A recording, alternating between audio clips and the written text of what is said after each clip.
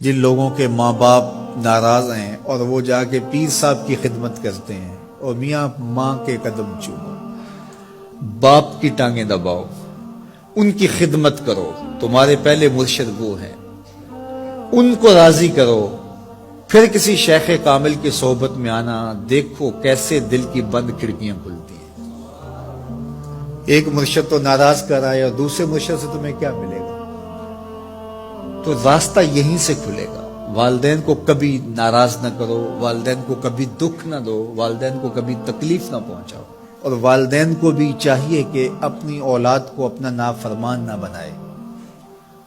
ایک بزرگ فرماتے ہیں کہ مجھے برابر 30 سال ہو گئے ہیں کہ میں اپنی اولاد کو کوئی حکم ہی نہیں دیا، کوئی حکم نہیں دیا۔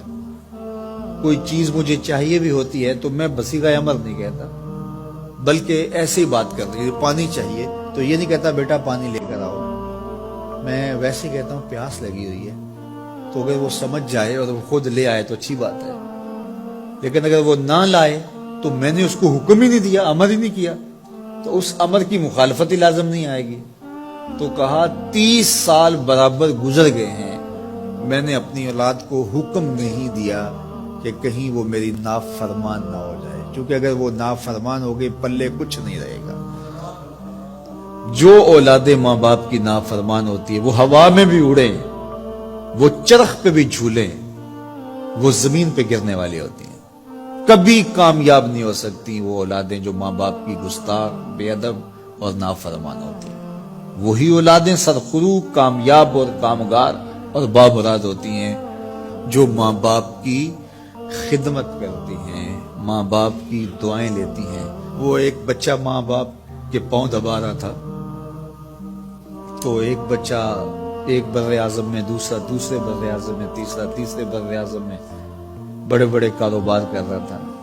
تو کوئی اس کا دوست ملنے آیا، اس نے کہا کہ اس نکمے کو بھی کہیں بھیج دو، فلاں جو ہے وہ یورپ میں ہے، فلاں امریکہ میں ہے، وہاں اتنی بڑی کمپنی اس نے کھولی ہوئی ہے، اس نکمے کو یہاں بٹھایا، اس کو بھیج دو، یہ تو نکمہ کسی کام کا نہیں۔ کہا یہ نکمہ ہی تو میرے کام آ رہا ہے کہ نکمہ۔ حضرت بایزید بستامی کہتے ہیں کہ میں نے اپنی ماں کے آگے ہاتھ جوڑے، میں نے کہا امی تجھے راضی کروں یا رب کو راضی کروں؟ تو اپنے حق مجھے معاف کر دے، اللہ کو میں راضی کر لیتا ہوں۔ ماں نے کہا جاؤ پتر میں اجازت دیتی ہوں۔ گئے جنگلوں میں، ذکر و فکر میں لگے رہے، تنہائی میں اس کو یاد کرتے رہے، دن رات ذکر کے چراغ روشن رکھے۔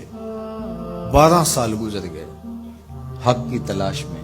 ایک دن واپس بستام کے قریب سے گزر رہے تھے، خیال آیا چلتے چلتے ماں کو سلام کر جاؤں۔ دروازے کو دستک دینے لگے تو اس خیال نے ہاتھ روک لیا کہ ساری زندگی ماں کو سکھ تو دیا کوئی نہیں، اب دکھ بھی کیوں دینے لگے ہو؟ رات کا ایک پہر بیت گیا ہے، سردیوں کی لمبی رات ہے، ماں بستر میں لیٹی ہوگی، تیرے لیے اٹھے گی، دروازہ کھولے گی، دروازے کے ساتھ ہی لگ کے بیٹھ گئے اور ساری رات کاٹ دی، اس خیال سے کہ ماں کو تکلیف نہ ہو۔ جب سحری کا وقت ہوا تو اندر سے جو نالی آتی تھی اس نالی سے پانی آیا، سمجھ گئے میری ماں تہجد کے لیے اٹھی ہے اور وضو کا پانی ہے، تو فوراً دروازے پہ دستک دی۔ اندر سے آواز آئی بیٹا بایزید میں ابھی آئی۔